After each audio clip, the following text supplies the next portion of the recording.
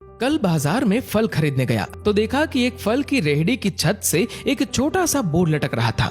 उस पर मोटे अक्षरों में लिखा हुआ था, घर पर कोई नहीं है, मेरी बूढ़ी माँ बीमार है, मुझे थोड़ी थोड़ी देर में उन्हें खाना, दवा और टॉयलेट कराने के लिए घर जाना पड़ता है। अगर आपको जल्दी है तो अपनी मर्जी से फल तोल ले, रेट साथ ही में लिखे हैं, पैसे कोने पर गत्ते के नीचे रख दे, धन्यवाद। अगर आपके पास पैसे नहीं हो तो आप मेरी तरफ से मुफ्त ले जाना, इजाजत है।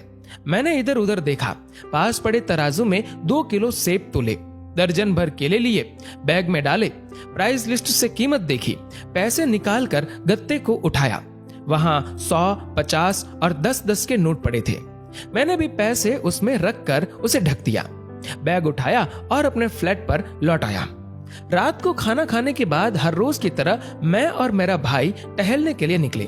मेरी नजर उसी सुबह वाली रेहड़ी पर पड़ी। करीब से देखा तो एक कमजोर सा आदमी, दाढ़ी आधी काली आधी सफेद, मैले से कुर्ते पजामे में रेहड़ी को धक्का लगाकर बस जाने ही वाला था।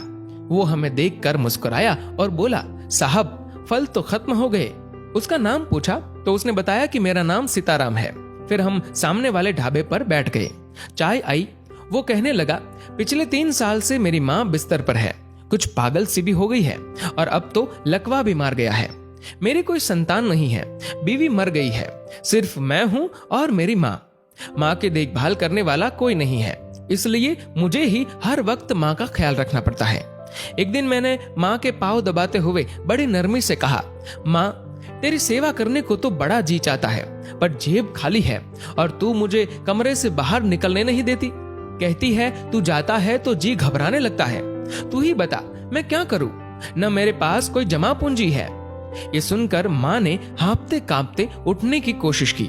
मैंने तकिए की टेक लगवाई। उन्होंने जुर्रियों वाला चेहरा उठाया, अपने कमजोर हाथों को ऊपर उठाया, मन ही मन राम जी की स्तुति की। फिर बोली, तू रेहड़ी वहीं छोड़ाया कर, हमारी किस्मत में जो होगा हमें इसी कमरे में बैठकर मिलेगा। मैंने कहा, माँ क्या बात करती हो, मैं रेहड़ी वहां छोड़ाऊंगा तो कोई चोर उचक्का सब कुछ ले जाएगा। आजकल कौन किसका लिहाज करता है और बिना मालिक के कौन फल खरीदने आएगा। माँ कहने लगी, तू राम का नाम लेने के बाद रेहड़ी को फलों से भरकर छोड़कर आ जाया कर, ज्यादा बकबक मत कर, शाम को खाली रेहड़ी ले आया कर। अगर तेरा 1 भी रुपया गया तो मुझे बोलियो। 2.5 साल हो गए हैं भाई साहब, सुबह रेहड़ी लगा आता हूँ, शाम को ले जाता हूँ। लोग पैसे रख जाते हैं, फल ले जाते हैं, एक धेला भी ऊपर नीचे नहीं होता, बल्कि कुछ तो ज्यादा भी रख जाते हैं। कभी कोई माँ के लिए फूल रख जाता है, कभी कोई और चीज। परसों एक बच्ची पुलाव बनाकर रख गई, साथ में एक पर्ची भी थी जिसमें लिखा था अम्मा के लिए। बीते हफ्ते एक डॉक्टर अपना कार्ड छोड़ गए, पीछे लिखा था माँ की तबीयत नाजुक हो तो मुझे कॉल कर लेना, मैं आ जाऊंगा। कोई खजूर रख जाता है तो कोई कुछ और खाने की चीज। रोजाना कुछ न कुछ मेरे हक के साथ मौजूद होता है। न माँ हिलने देती है, न मेरे राम कुछ कमी रहने देते हैं। माँ कहती है, तेरे फल मेरा राम अपने फरिश्तों से बिकवा देता है। आखिर में इतना ही कहूंगा कि अपने माँ बाप की खिदमत करो और देखो दुनिया की कामयाबियां कैसे हमारे कदम चूमती है। दोस्तों, इस वीडियो को लेकर आपकी क्या राय है, नीचे कमेंट करके जरूर बताएगा। और अगर आपको ये वीडियो अच्छा लगा हो तो इस वीडियो को लाइक करेगा, शेयर करेगा ज्यादा से ज्यादा लोगों तक। और ऐसे ही और भी इंस्पिरेशनल वीडियोस के लिए सब्सक्राइब करें हमारे यूट्यूब चैनल को और फेसबुक पर फॉलो करें हमारे पेज को। धन्यवाद।